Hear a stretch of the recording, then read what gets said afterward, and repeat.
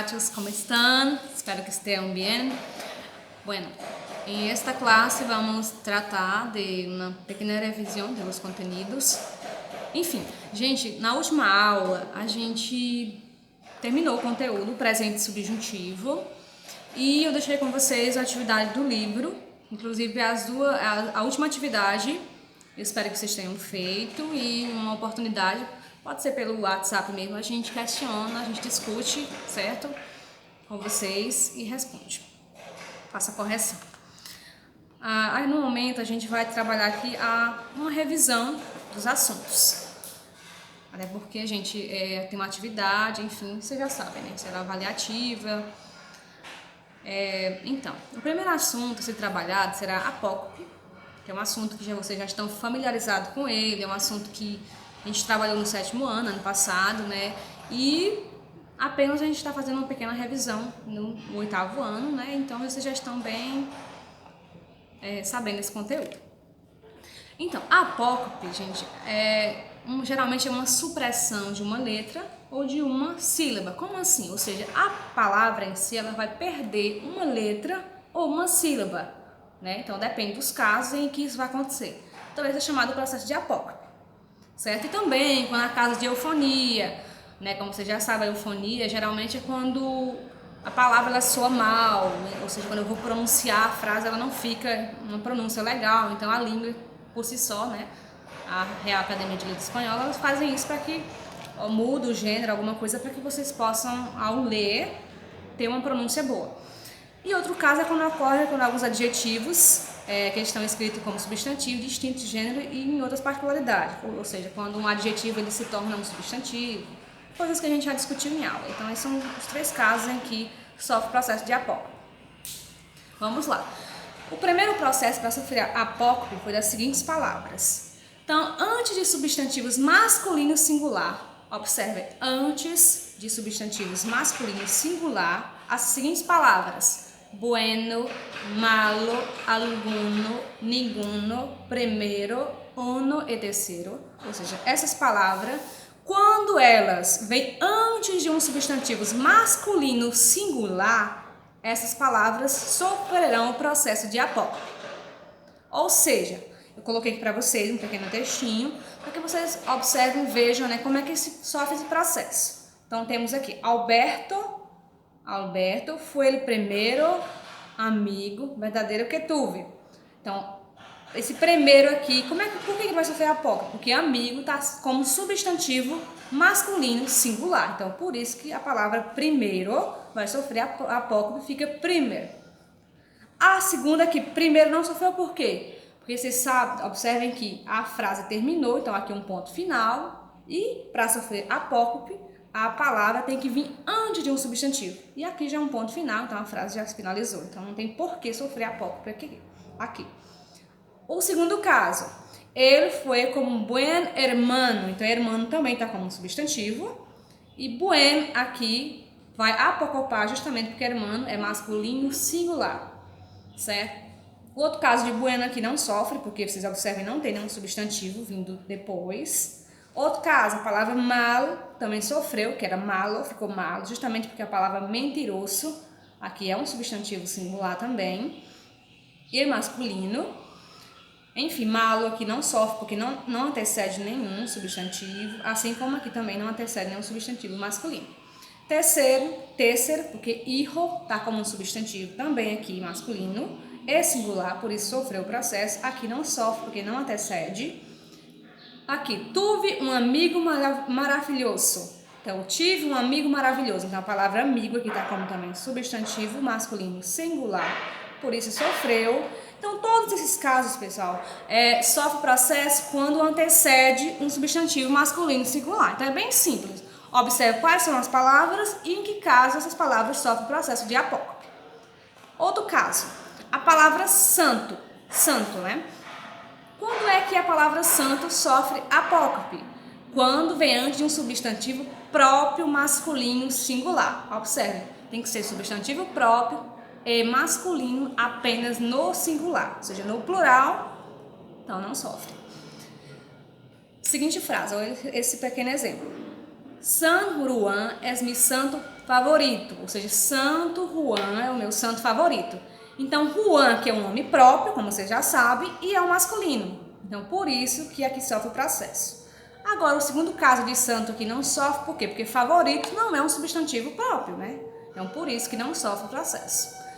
Agora, também existem as exceções, que são nome próprio, porém não sofre o processo de apócrifo, como é o caso aqui do Santo Tomás. Então, não fica Santo Tomás, não pode, então não sofre o processo, como Santo Tomé também não acontece, Santo Toríbio e Santo Domingo. Então, esses 4 nomes aqui não sofrem o processo de apócrifo, então ele fica santo normalmente, não santo.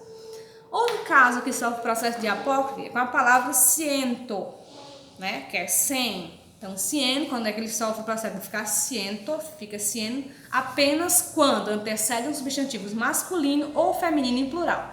Então, tem que estar no plural, não importa se o gênero dele seja masculino ou feminino. Apenas leva em conta a questão da pluralidade, certo? Como, por exemplo, a seguinte frase. Este animal pesa mais de 100 quilos. Eu tenho aqui a palavra quilos, tá? Como um substantivo masculino plural. Então, por isso a palavra ciento sofre o processo e assim fica cien.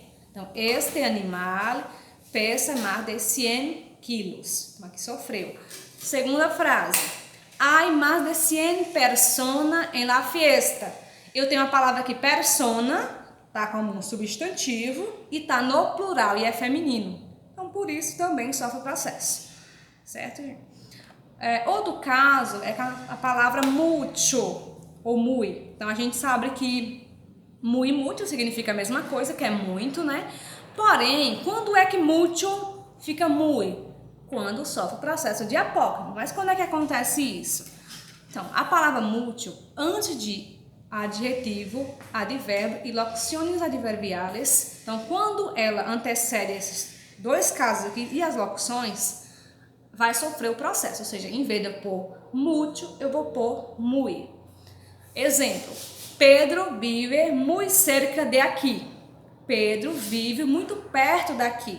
Então, a palavra cerca é um advérbio de lugar, cerca, perto, né? É um advérbio de lugar. Então, se é um advérbio de lugar, vai sofrer o processo de apócrifo, que está dizendo aqui que é adjetivo, advérbio e locuções adverbiais. Então, o caso aqui de cerca entra no caso, né? Segunda frase. Martín es muy guapo. Martim é muito lindo, muito bonito. Então, esse guapo é o quê? Um adjetivo, né, gente? Então, por isso também sofre o processo de apócrifo. Agora, existem as exceções também, como todos os casos, né? Quando é que pode ser que seja um adjetivo, um advérbio, mas não vai sofrer? Vamos lá. Diante dos comparativos melhor, pior, maior e menor. Vocês sabem que menor, pior, maior e menor são adjetivos. Professor, mas se são adjetivos, por que não sofrem? Porque é uma exceção. Então, quando vier na frase esses 4 adjetivos, vocês vão lembrar que é uma exceção e por isso não vai sofrer o processo de apócrifo. Por exemplo, a seguinte frase. Es muito melhor cantar que llorar. Então, é muito melhor cantar do que chorar. Então, aqui, melhor, como você já sabe, é uma exceção. Então, por isso, eu ponho muito, normalmente, não muito. Então, aqui não sofre o processo. Ou também, gente, pode ser diante dos advérbios mas, menos, antes e depois. Então, também, diante dos 4 advérbios, esses 4 advérbios aqui, também não vai sofrer o processo de apócrifo, certo?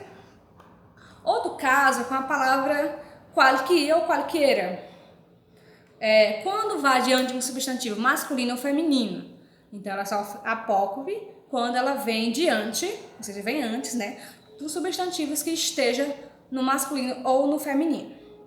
Vamos lá, por exemplo. Dava qualquer coisa para saber com que cara han leído a notícia. Então, eu dava qualquer coisa, né, para saber com que cara aquela pessoa, né, leu a notícia, a forma que ela se reagiu, né. Então, aqui, qualquer, gente, está antecedendo esse substantivo aqui, ó, coisa. A la coisa. Então, aqui é um substantivo singular feminino. Por isso, sofreu. Em vez de eu colocar qualquer, eu coloquei qualquer. Ou seja, sofreu a perda, né, do azinho aí, da letra. Outro caso é com a palavra grande.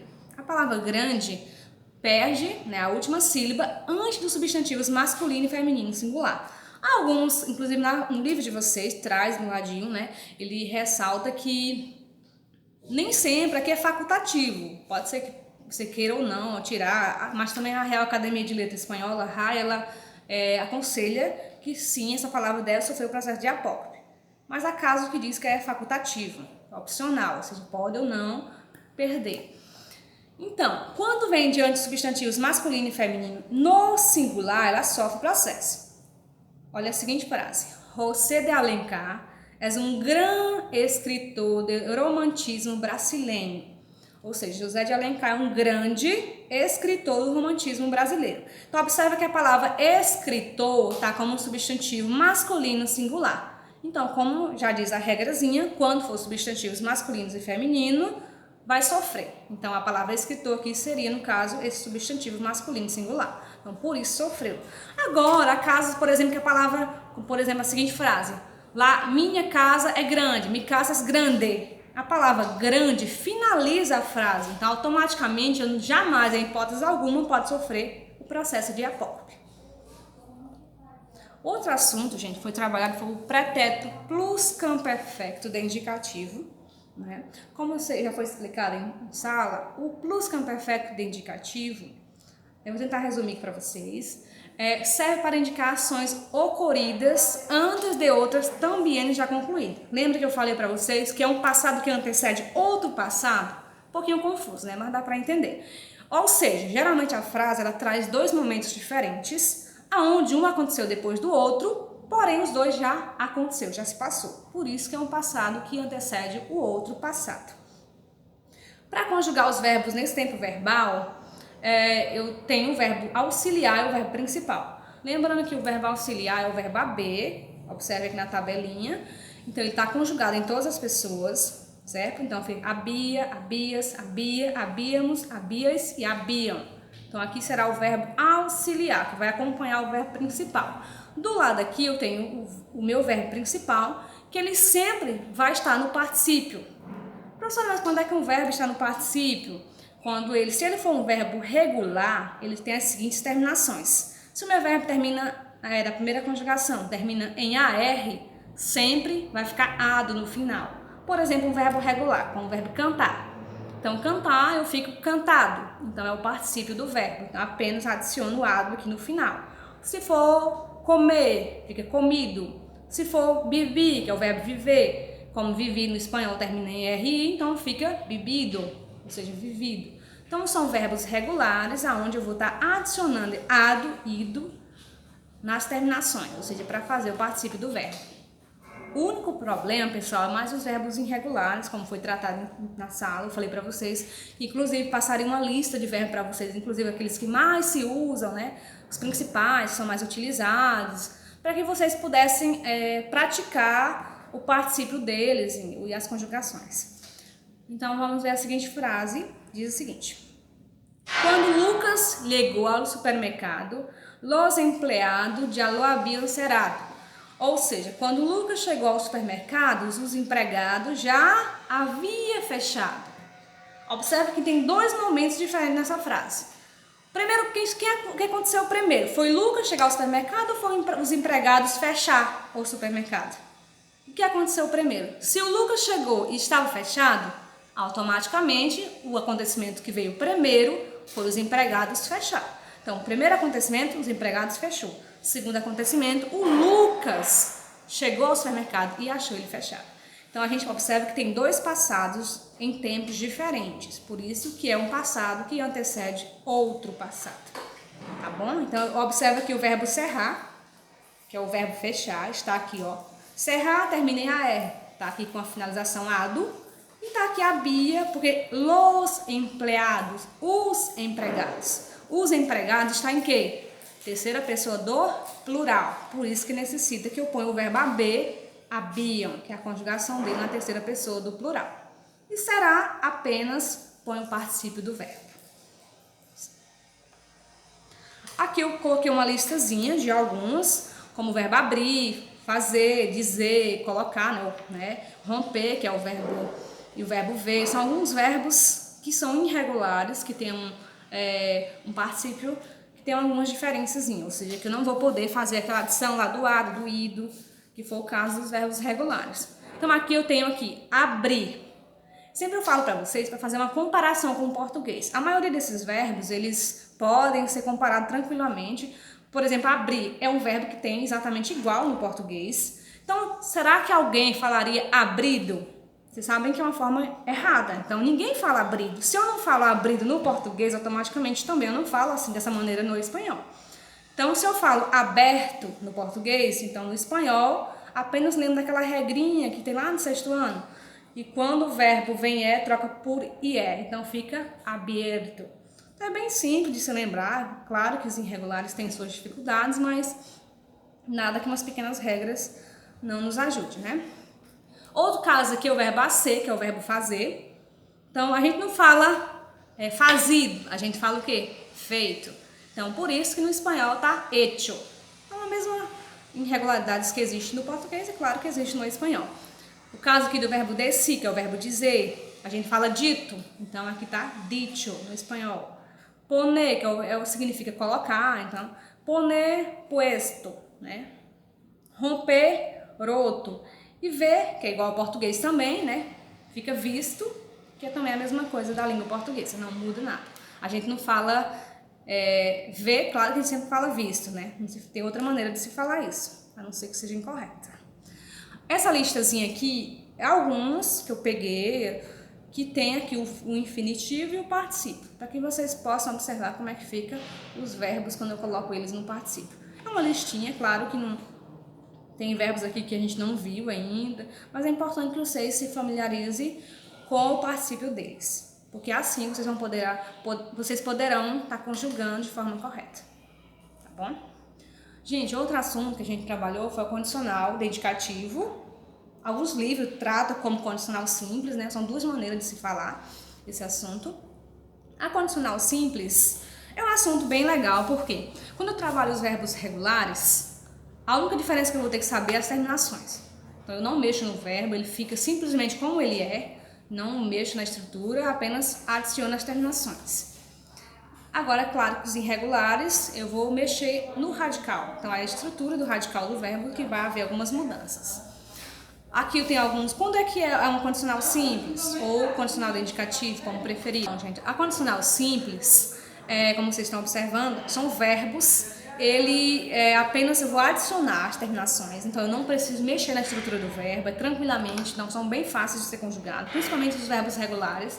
Então apenas eu pego o verbo da maneira que ele é no infinitivo, tranquilo, e apenas adiciono as terminações. Claro que nos irregulares eu vou mexer na estrutura do verbo, então as terminações continuam as mesmas dos regulares, a única diferença que vai existir do irregular para o regular é a estrutura. Então, geralmente mexe no radical do verbo.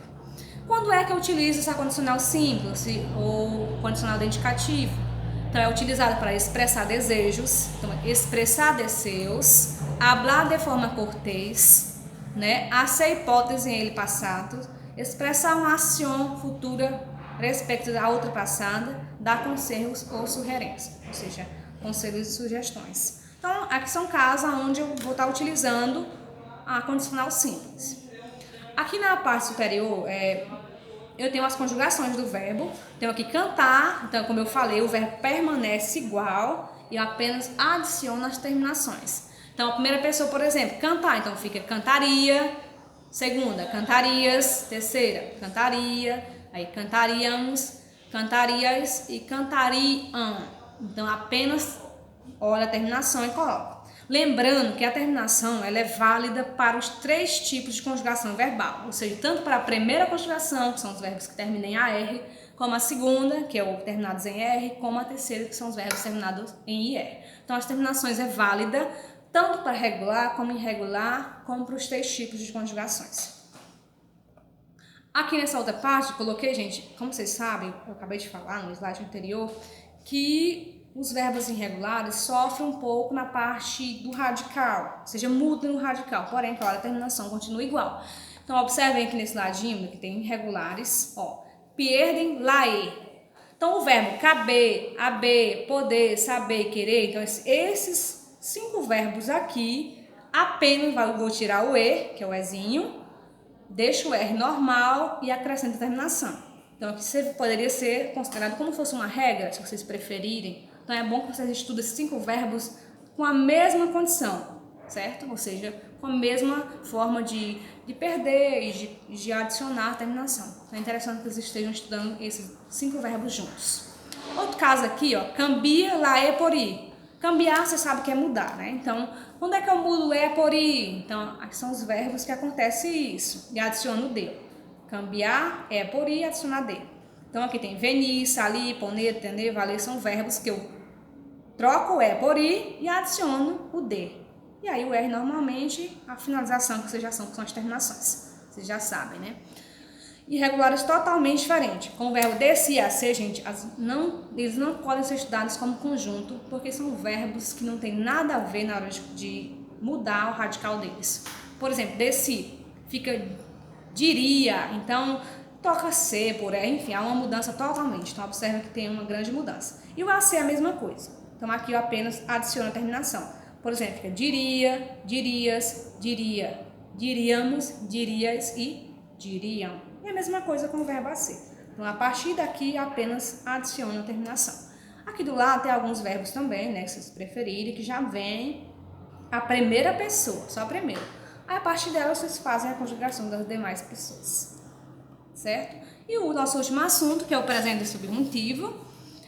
O presente subjuntivo. Gente, o presente subjuntivo, ele é um modo que expressa a ideia de dúvida de algo improvável que pode ou não acontecer. Então, eu sempre falo para vocês que o subjuntivo, ele nos dá o poder de escolha, certo? Quando eu falo, por exemplo, queres que cenemos tortilha de papatas? Ou seja, quer que cenamos torta de batata?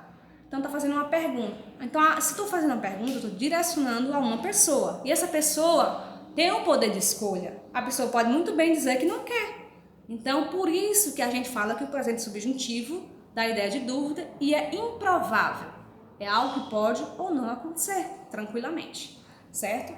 Também é bem simples para conjugar, principalmente os verbos regulares, apenas só lembra. Verbos que têm de primeira conjugação, que são verbos que, por exemplo, trabalhar, termina em AR, então é um verbo de primeira conjugação.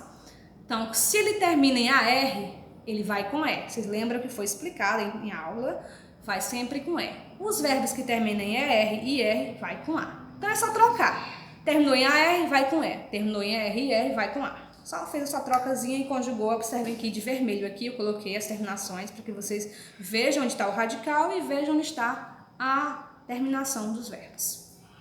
E a última frase, que maravilhoso que cocineis para nós outros. Então, que maravilhoso que cocineis, né, para nós.